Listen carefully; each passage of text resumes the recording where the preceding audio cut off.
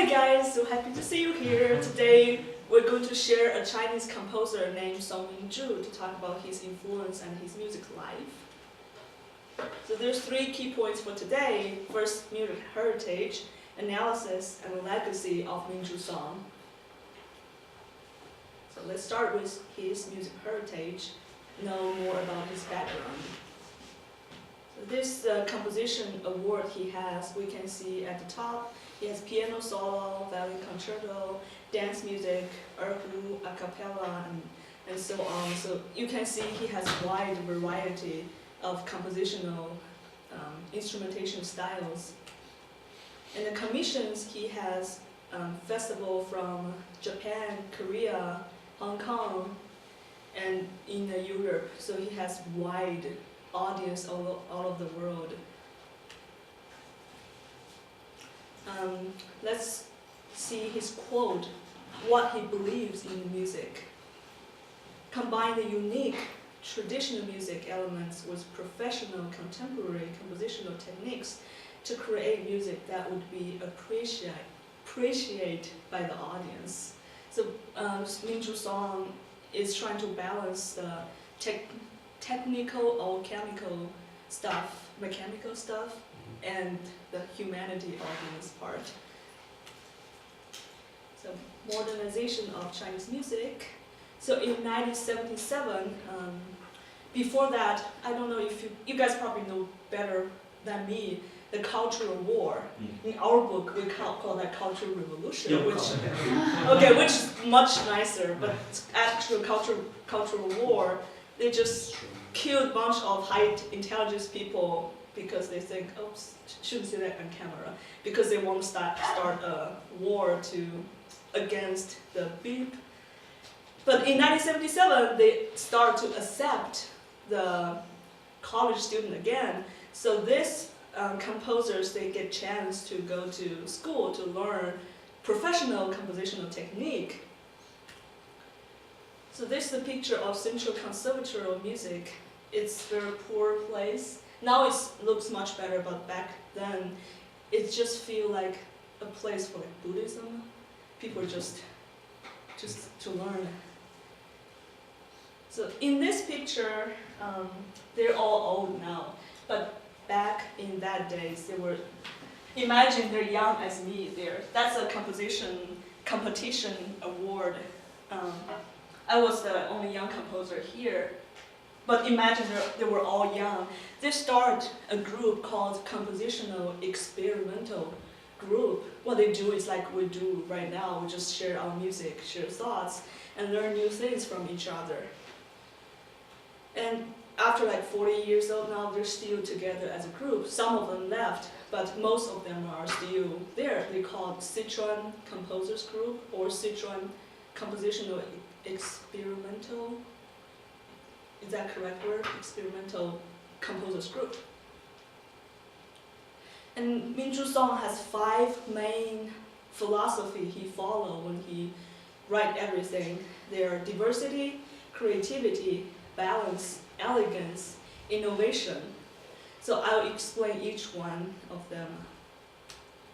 So first, diversity. There we go. So be open to foreign cultures. It's very interesting that in China, we're always trying to learn the Western technique, even though it's 100 years later. For instance, they're still doing Schoenberg 12-tone music there still. But in the West, we're learning music from Japan, or we're learning music from Korea, like we learn from globally. So Sichuan cultural diversity is absorbed and converged music widely from many multicultural neighborhoods. Later you will see a map of Sichuan I'll point out. And Mingzhu song grew up there, so he had huge influence of what music sounds like in Sichuan. So this is the map of China, and here they started with Sichuan. So you can see Yunnan is low there. Mingzhu song has some music in style of Yunnan, and then so you can see it's far away from Beijing, so it has less political influence. But as you guys all know, it's a political country anyway. No matter where you are, But Sichuan is a little bit less. And we have 56 ethnic groups in China, so we have a lot of different music genres.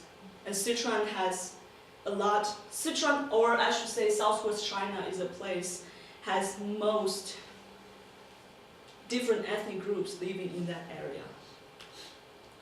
So creativity, so the purpose of learning is create something new, not produce a copy. So Sichuan composers, I think every composer, they're ashamed of copying what other people have. It will feel very uncomfortable if some audience tell you, oh, you sound like who, who, who. So people were like, oh, thank you, but So Minzhu Song once said, I'd rather fail from discovering than success of copying. So it's like the cans, we just copy, copy, copy. Nope. It is an artwork, but that's what we don't want. So balance. Sichuan music famous for its balance between complexity and simplicity. A lot of composers, there are like two ways, like extremely, some people are extremely complexity and some extreme simplicity. So song is trying to find a balance between. So new music should be accepted by more people, no matter what educational level, and to make it listenable. So like, what is this guy? How do you call this? Pancong, yeah. So us as musicians, we just see the picture, oh, it's a pancong. But for people major in mathematics, you might see the Fibonacci sequence in it. Oh, so the symmetry is making sense. Yes, see the different educational level, they see things differently, but they're just beautiful things to appreciate. That's pancong, yeah. Elegance, the perfect, the music in an organized way, combining ideas with technical skills. So all elements have to be elegantly combined. So there's too many dimensions. Maria, can you list them, like onset, pitch, and everything? Onset, pitch, what else? 5 dimensions. Oh, dimension, pitch, onset, duration. Yes. The timbre? Yes. Timbre, yes. Timbre, okay. Perfect. So they have to, how do you combine all the things together nicely? So let's say that Picasso, what he do, you guys probably know the work. There's an OCD painter. He take down what Picasso did into these small pieces. So luckily we can see how Picasso uses small elements to put in an elegant painting. So innovation, they're saying in Sichuan, do you guys know what that means? What's that? Kind of. Can you guess? What's that? How to explain it? How to what? Explain it. How to explain? Yeah, explain in English. I can kind of guess from the Chinese characters. So Yeah, what can you guess from it? in the wall, Mm-hmm. Tenga means in the wall. Mm-hmm. Didn't Lam means fight, I guess. Yes. Yes. Yeah, but I can't understand the next few words. So, Mm-hmm. But that's close enough. If there's a war, Sichuan is a place start a war. and second half is like a peaceful thing. Yes. Right. If the country is going to be peaceful, then Sichuan is the last place to be peaceful. Excellent. So in Sichuan style music, it's not only is every composer unique, but even the same composer's work, there are different styles. It is not fixed and ever changing. I remember once, Alex was pissed off me like every time I bring different things, but I didn't find the right way to do it. That was me trying to be fixed. No, not fixed, but I failed. Still working on that. The composers of region abandon the rigid old rules to make difference and change. It's like, da-da! They're just always doing this and trying to break the cage. Even though they can't break the cage, they're just trying to do this. Okay, finally, the get to analysis part, let's listen some of his compositions and break down his techniques. So first song we're going to listen to is Prelude for Orchestra Shu. So as you can see on the picture is Sichuan River is located north of Yangtze River. It was a beautiful place, but the air pollution is bad now, so it's not that good anymore. This composition was named for his homeland, a simple texture. And what we're going to listen in this piece particularly is the Sichuan flavor, major minor pentatonic extended 7th scale, created by Minzhu Song, and now it's more widely used by Sichuan composers. I used some of them in my composition as well because it just sounds so Sichuan. Because we don't have enough time. Oops.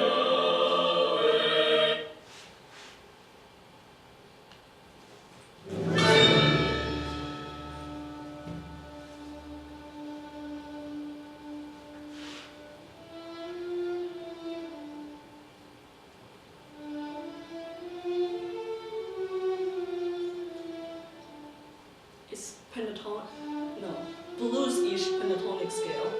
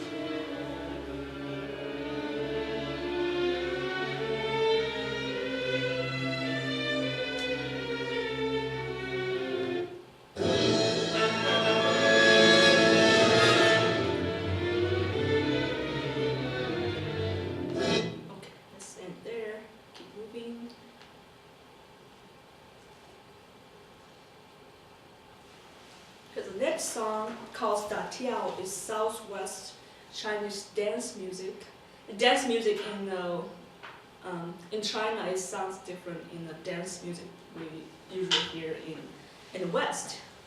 So it's often accompanied by tree leaves and a flute. Since they're less a developing ethnic group, they don't have much developed instrument. So what they have, pitch instrument, is they just fold their leaves like this and blow it like a flute. There's no fixed pitch, but we can hear the high and low at least. And it's Yunnan style.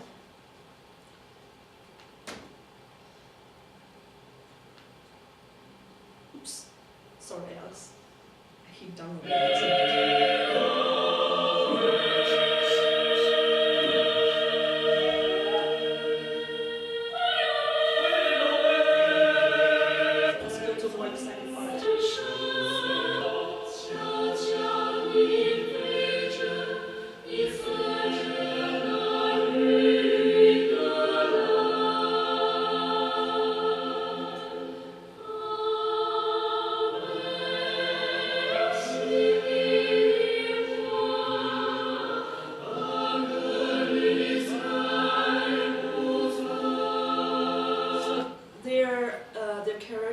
Characteristic harmony is the minor and major that just come back and forth. Let's go to more exciting part.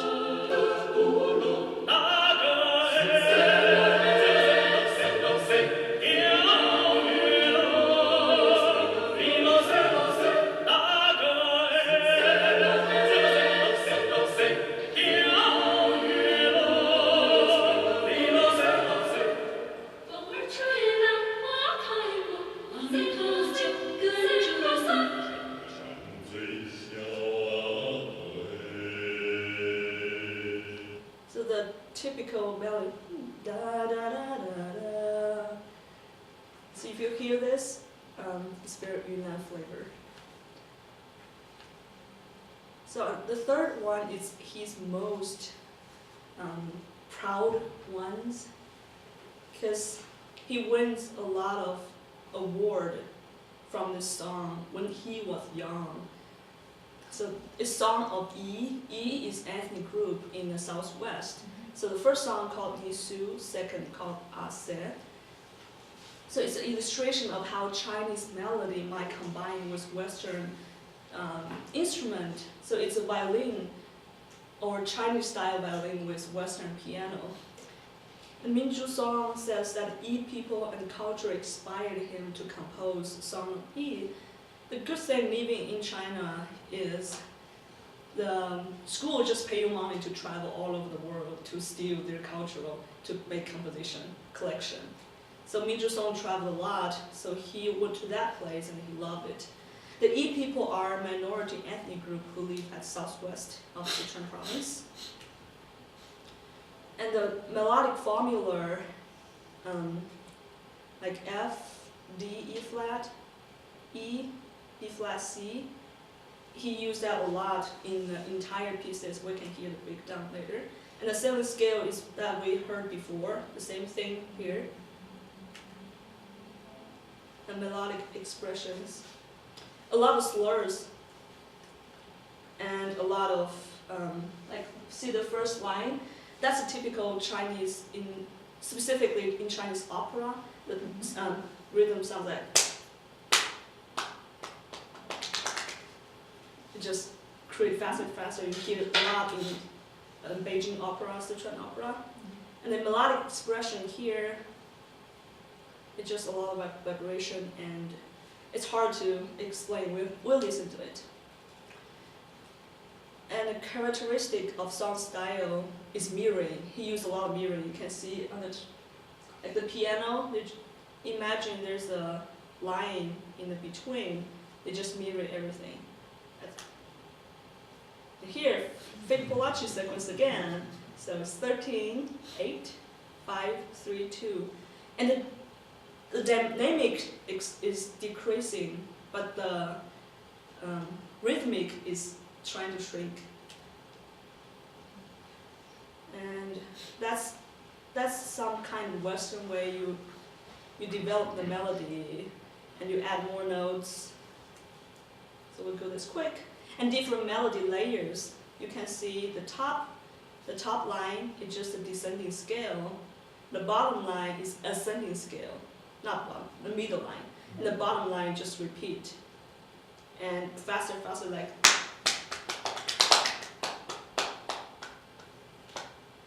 That. Okay, let's give a listen.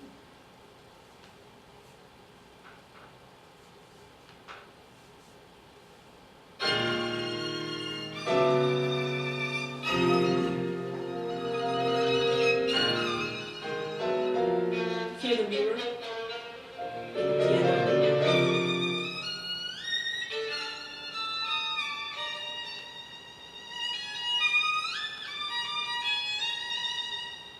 And the sequence.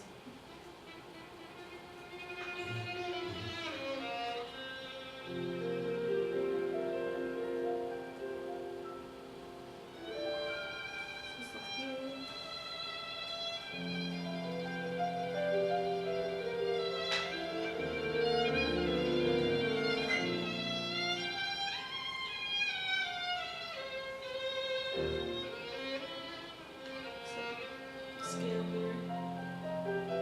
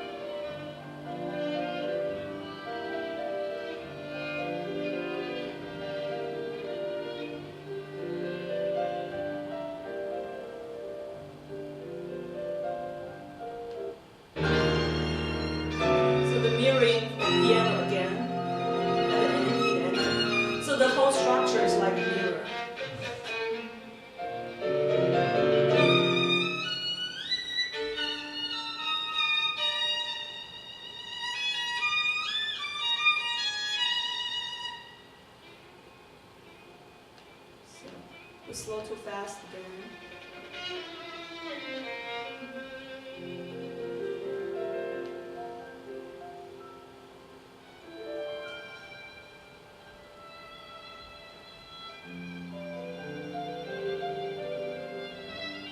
Okay, let's move on to the next song.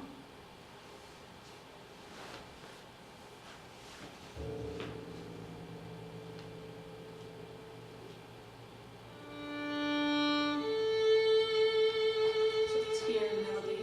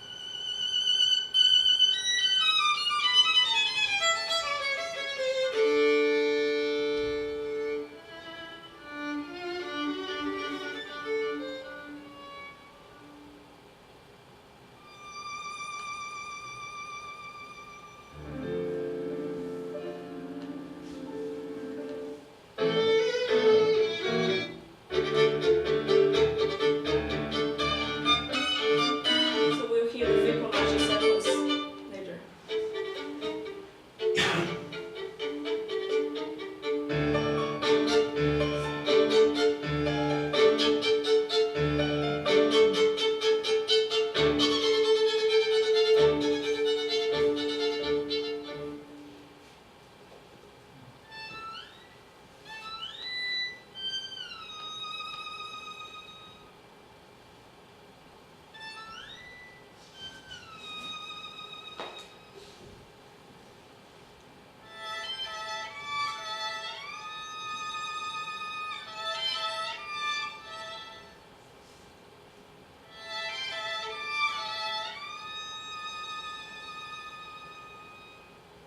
Okay, let's end there. Now let's move on to the last part is song's legacy, what he gave us as Chinese composers. So I have a huge influence on him. I didn't like Chinese traditional music before I met him. I like rock and roll, I always liked popular music. But after I met him, I just totally loved how the Chinese music variety and the flavor is. So that's why I choose a picture, because his students just like the schools that just fly to America. He's one of his first students.